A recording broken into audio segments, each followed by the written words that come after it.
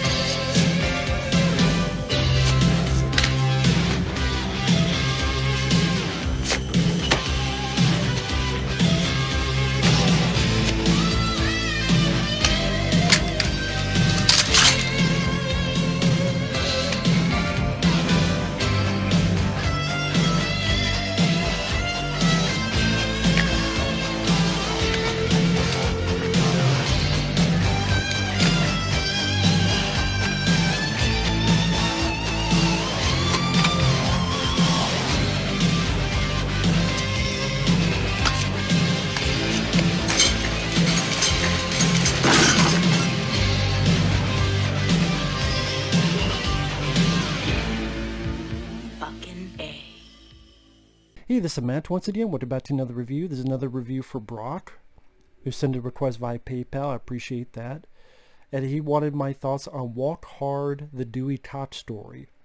Now, if anyone's ever interested in requesting pretty much any type of video, you can request it either directly to my PayPal or join me on my Patreon. Both links are down below in the info box.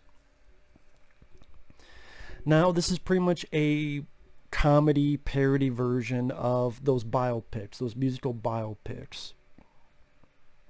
It stars John C. Reilly, who people may remember him. He's worked with Will Ferrell a lot, whether it be Talladega Nights, what was that, Holmes and Watson he was in, Step Brothers.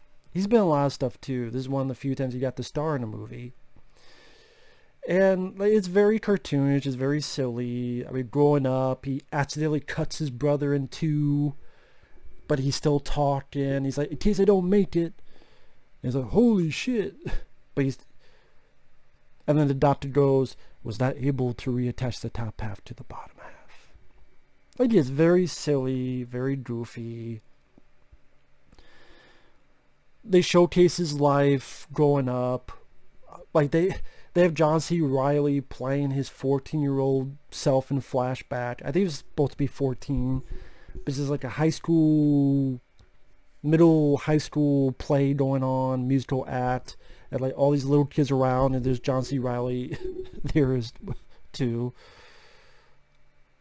And he plays music, that sort of old rock and roll type of music, but then during it, the parents start fighting and rioting, and the older teens start making out and dancing. Yeah, he's supposed to be 14 years old because he gets a wife and a kid when he's 15. And he gets his first big song, which is Walk Hard. The new hit song recorded just 35 minutes ago by Dewey Cox. And he keeps saving babies out of the blue, and he even gets a monkey and a giraffe. Overall, I didn't mind the film. I've seen some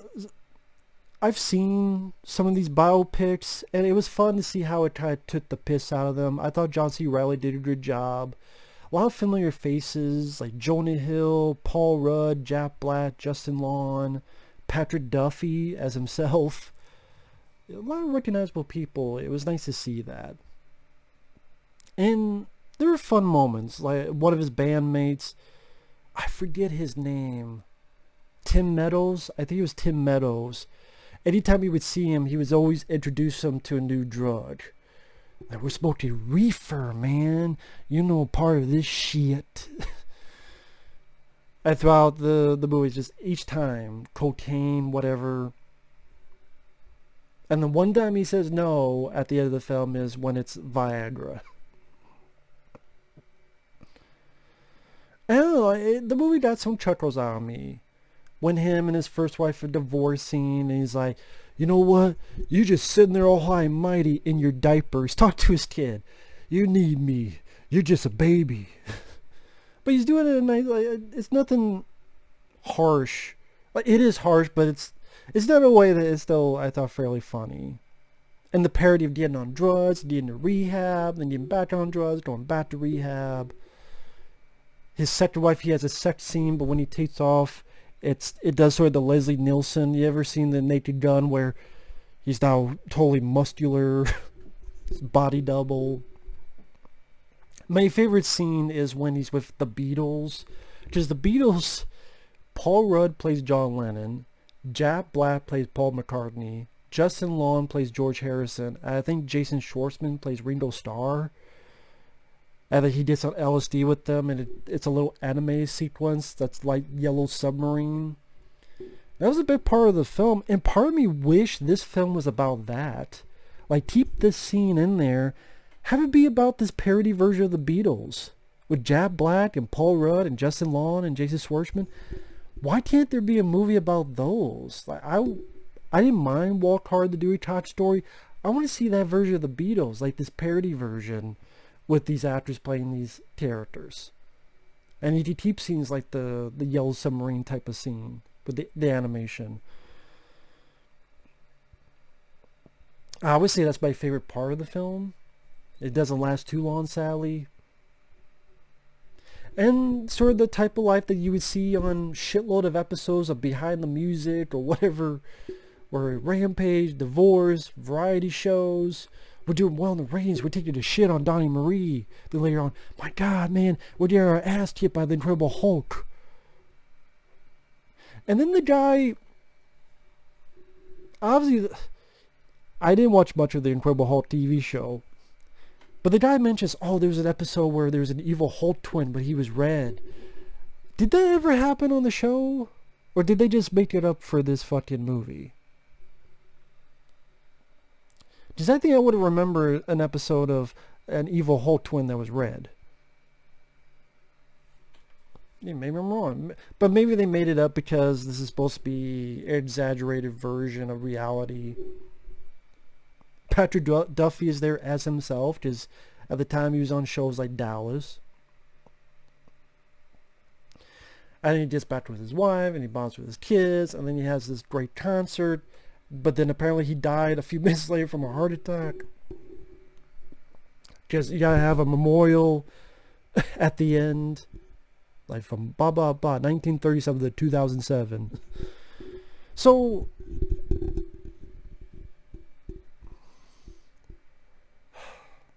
I don't mind John C. Reilly, but he's not a guy that how do I put it? John C. Reilly did a good job, and he did this movie. At the same time, he's not one of those guys that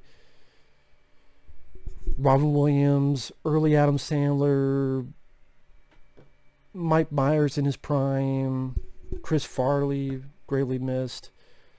He's not one of those guys I would gravitate towards. Like, as well as John C. Reilly did, part of me wonders, I don't know who else you would get to play it, but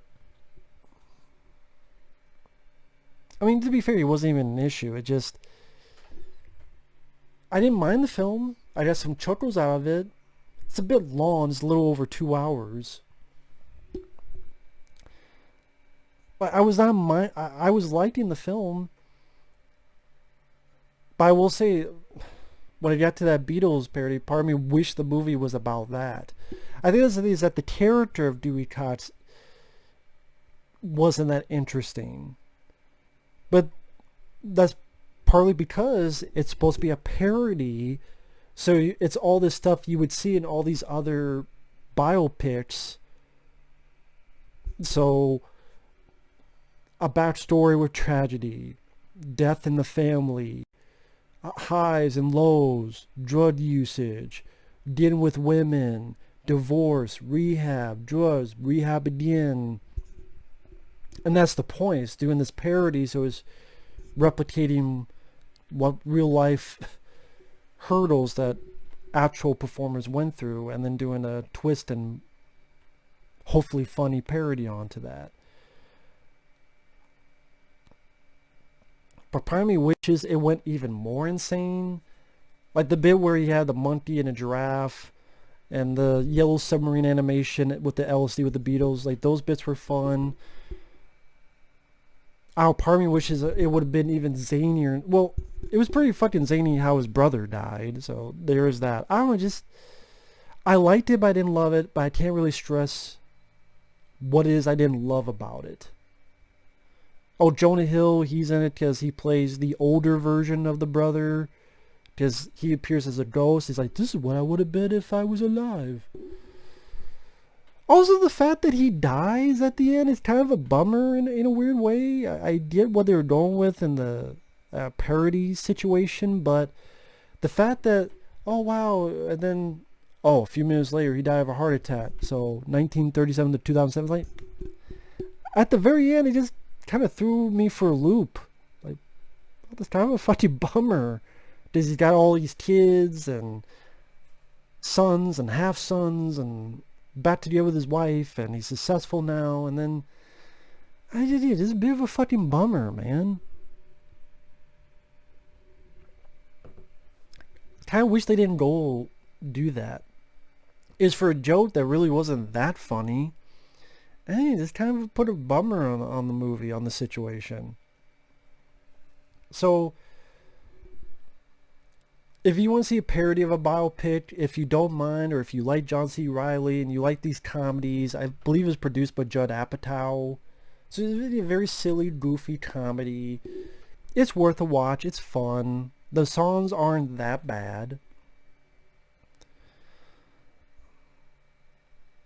You have little appearance of a guy who plays Elvis. For some reason, I thought that Elvis was going to be more prominent throughout the movie. I just say they brought him up, but they also brought up Buddy Holly. Because it's trying to go into the reality, but also be fanciful with this made-up character. So try to be those two worlds. Referencing, you know, the Beatles and Elvis and all this, but here's this other guy, Dewey Cox. Which I have to think the big parody for this is on Walk the Line, the movie about Johnny Cash. I mean, it's even called Walk Hard, Walk the Line, that type of thing. So, I mean, overall, like most comedies, it's hard to discuss because what you feel funny is going to be different with someone else because it's subjective. To replicate comedy and dialogue and lines, I'm not a comedian, so it's tough to do that. And I got chuckles out of it, but I didn't laugh my ass off, so it's not a film I would watch again, but it was fun to watch at least one time. So overall, I didn't mind it. I did not mind the flick. So with that said, thanks for watching, and we'll see you guys later. Bye-bye.